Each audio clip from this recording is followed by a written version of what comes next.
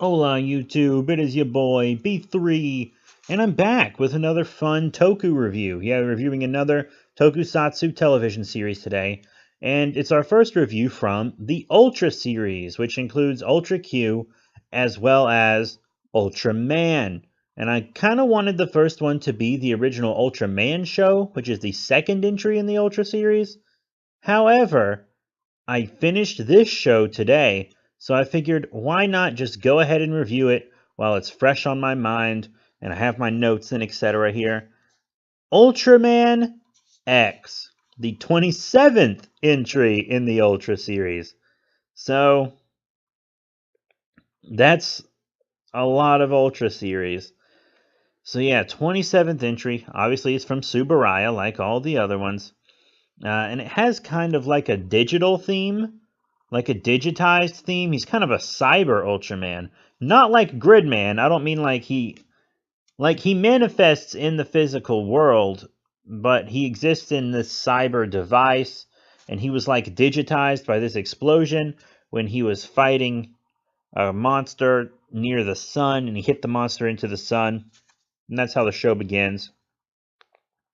It's part of New Ultraman Retsuden,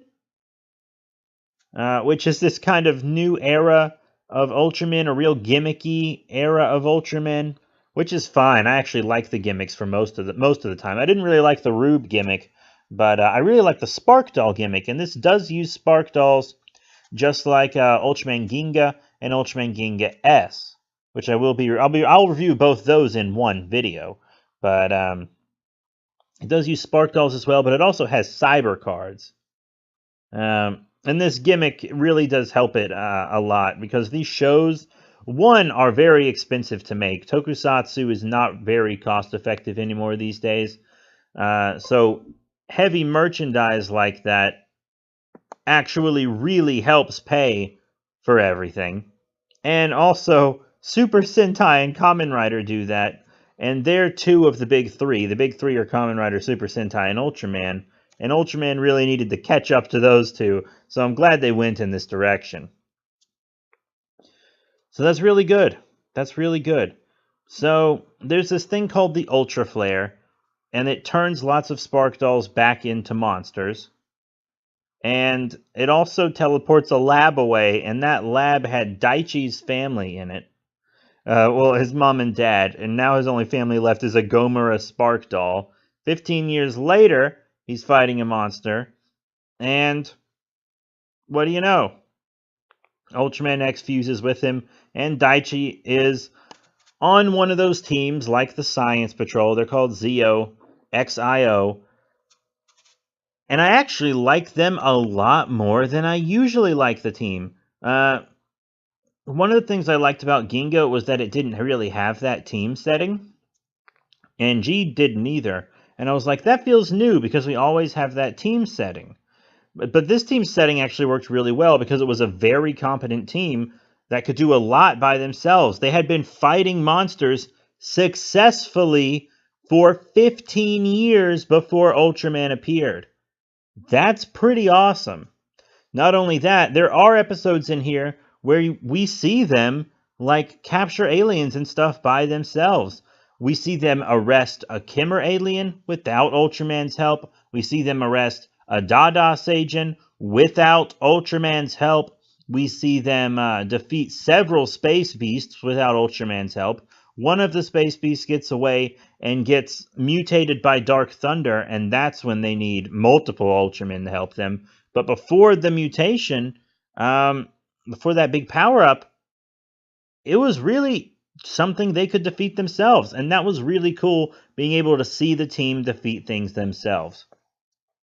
There's also this bit after the credits called Daichi's Kaiju Lab, and several Ultraman shows these days, I feel like, have something like this. Daichi would show off a Spark Doll and talk about that monster, and then show off a Cyber card. And I thought it was really dumb, because they would usually just show the monster or Cyber card that appeared in that episode. And it's like, why are you telling us about this? We just watched all this stuff happen. You're not giving us any new information. That's kind of stupid. But I think what they should have done was given maybe some strange facts about the monsters or characters on Cyber Cards. Maybe they could have given us some trivia about previous Ultra series where those monsters appeared, because many of the monsters in this show appeared in previous series, and we even had guest appearances from other Ultramen, like Zero, Ginga, Victory in his night form, which was pretty cool, and also one of my favorites, Nexus. And I'm going to talk about the Nexus episode a little bit. That was the episode with the Space Beasts. As soon as I heard that Space Beasts were going to be in that episode, I knew Nexus would appear. And I think in my Ultraman Ginga S The Movie review, I talked about how it was weird seeing Nexus there, because he didn't really act like Nexus, and he spoke, and Nexus never speaks. Ever. Never ever. But this, Nexus visiting them made a lot more sense, because they were fighting Space Beasts, so Nexus showed up because that's what he does. He fights Space Beasts, so he showed up to get those out of the way. And he bonded with a woman there, the lieutenant in the show. Not the first time he's bonded with a woman. That was pretty cool, actually. She was a pretty kick-ass Ultra, I have to say. We got to see him in his standard form and his Junus form. We never see him as Noah anymore, which is too bad.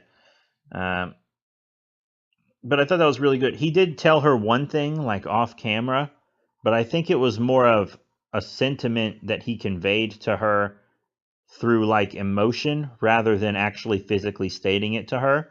That's kind of the feeling I got. There are a lot of characters that I really liked, and we saw some other Ultras in flashbacks, but I didn't feel the need to really mention a lot of them. The big ones that had an impact on the show were X himself, obviously, Zero, Ginga, Victory, and also Nexus. And there were lots of kaiju. Some were repeats that we've seen before. There was a mech I really liked called Rudian. We saw Pigmon, we saw Mikkelus, we saw Space Cats. Dude, I never thought I would see Space Cats ever again. We saw Red King, EX Red King, Gomora, EX Gomora, Cyber Gomora. Lots of really cool stuff, actually. We even saw Zerub. I love Zerub. Zeton was there. Bimstar. And he got armors from several monsters. He got an armor from Bimstar, an armor from Zeton, an armor from Eleking, an armor from Gomora. And that was about it. And then he also got a rainbow form. That was kind of his final form. And then he got a multi-armor form, which isn't really his final form. I guess his real final form is in the movie, which I haven't seen yet, but I do have a copy of it. I've just been waiting to finish this show. It took me forever to finish this show. So I will be reviewing Ultraman X, the movie. Here Comes Our Ultraman. So, thoughts on the show as a whole. It's very episodic, not as serialized. It's got a little serialization, but not super serialized. Oh, I forgot to mention there was another monster, M1 from Ultra Q, that I never thought we'd see again, so that was pretty cool. But, you know, it seemed pretty standard at the beginning of the show, but as it went along, it actually, I think it might be one of the Ultra shows that I like most. It's up there for me. I've seen a lot of the Ultra series, and I've seen all the new ones except Orb. So, well, I haven't finished Rube, but still, I've seen all the new ones except Orb. And I really liked this show. It connected with me a lot emotionally. The characters were really good. I liked how talkative Ultraman was with Daichi. Them communicating with other a lot gave a nice level to the show that I really liked, because lots of the time Ultras are very silent. You only see him talk once or twice. But, because like Ginga didn't say a word at all. It was all his host talking the entire time. And then this is the show after Ginga S. And X never shuts up. X talks all the time. And it's actually pretty cool.